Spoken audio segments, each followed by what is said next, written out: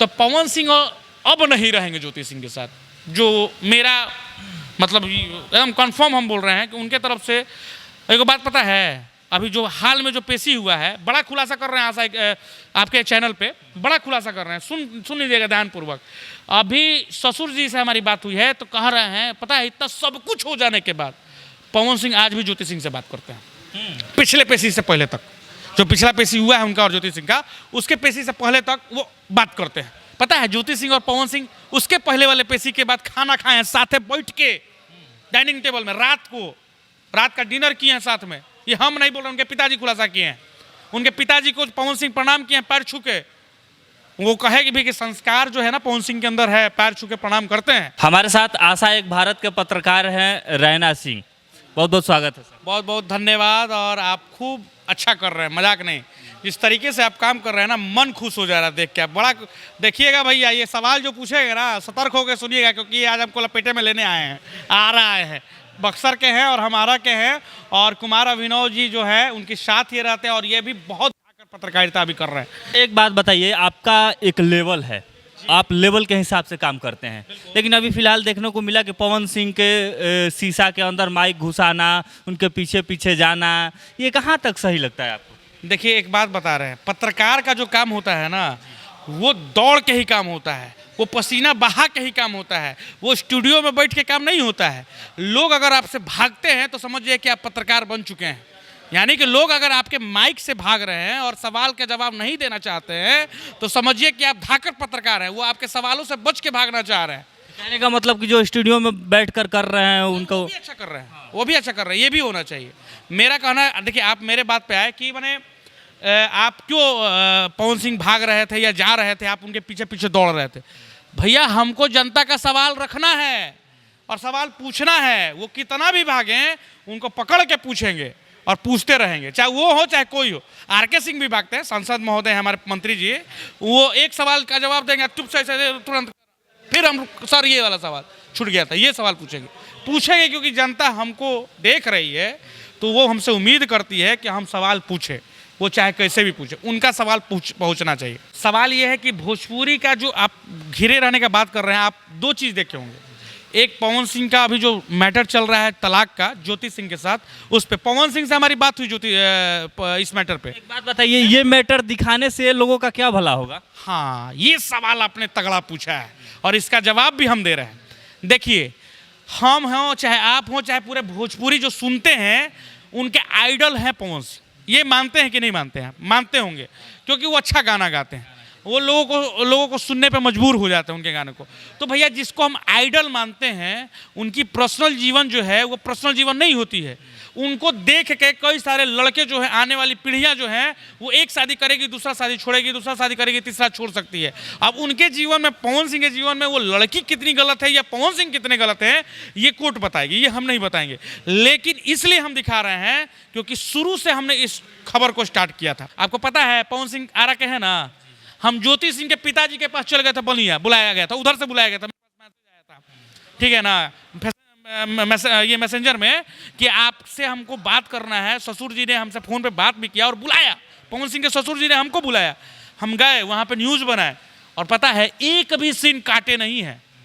हमारी बात हुई पवन सिंह से वीडियो कॉलिंग पे, वो बोले भी कि आपने अक्षरा सिंह का क्यों बात रखा। हमने बोला कि हमने नहीं रखा है, हम तो बस सवाल पूछे थे आपके ससुर जी से कि आपके जो दामाद हैं वो शादी के अगले ही दिन चले गए थे क्या, छोड़ के अक्षरा सिंह के पास। ये अफवाह है, मैंने नाम भी नहीं लिया था कि अक्षरा सिंह का, मैंने कहा था कि छोड़ के चले गए थे क्या, तो उन्होंने बोला हाँ अक्षरा सिंह के पास चले गए थे।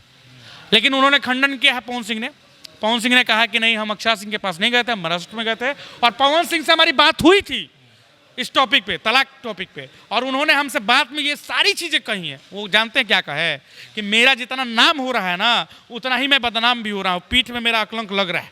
एक बात बताइए, आप ज्योति सिंह के यहाँ भी गए हैं, पवन सिंह के यहाँ भी गए हैं, दोनों राजपूत हैं, इन दोनों में सही कौन है आपके नज़र में? देखिए जाति से तो कभी इंडिकेट नहीं करना चाहिए कोई भी कलाकार को, कलाकार की कोई जाति नहीं होती, पहला चीज़। और दूसरा चीज़ कि दोनों में सही गलत कौन है, अब आप बता रहे हैं, सुनिए।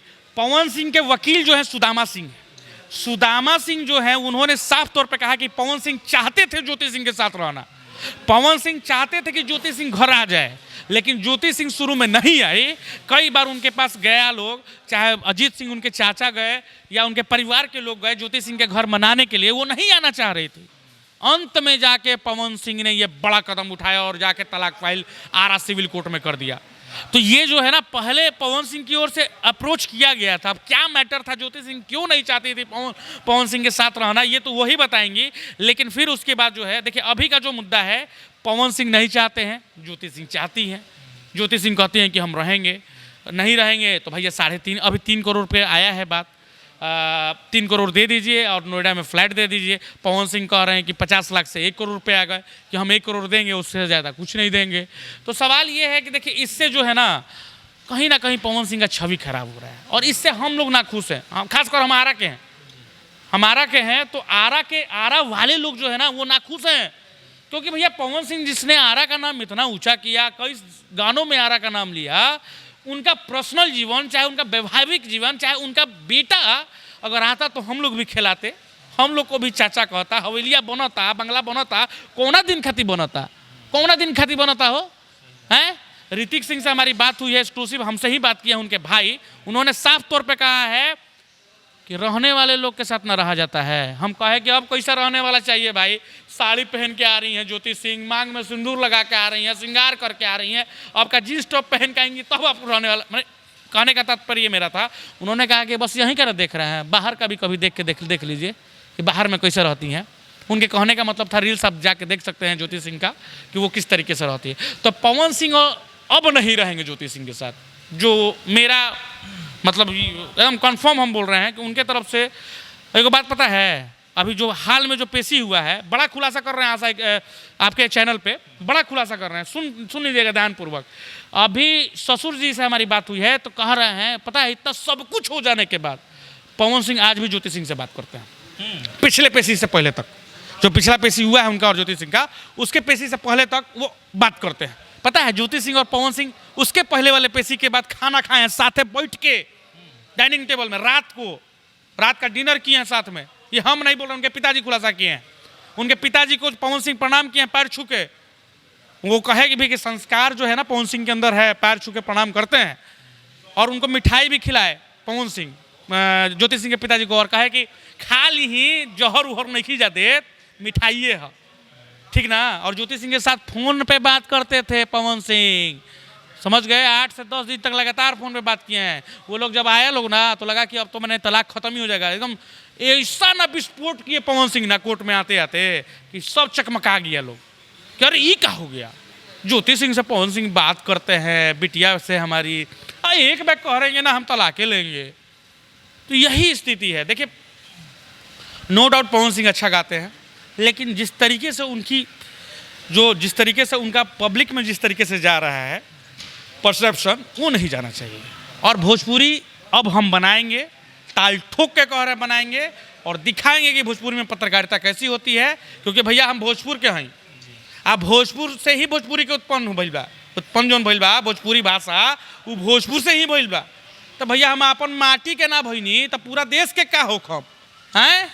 तो भोजपुरी के जो पत्रकारिता में जिस तरीके से छिछोरापन कर रहा है लोग, उस छिछोरापन को ख़त्म करना है और अच्छे और सलीकों से सवाल पूछना है और उसमें भी व्यू आएगा, ये हम दावा करते हैं।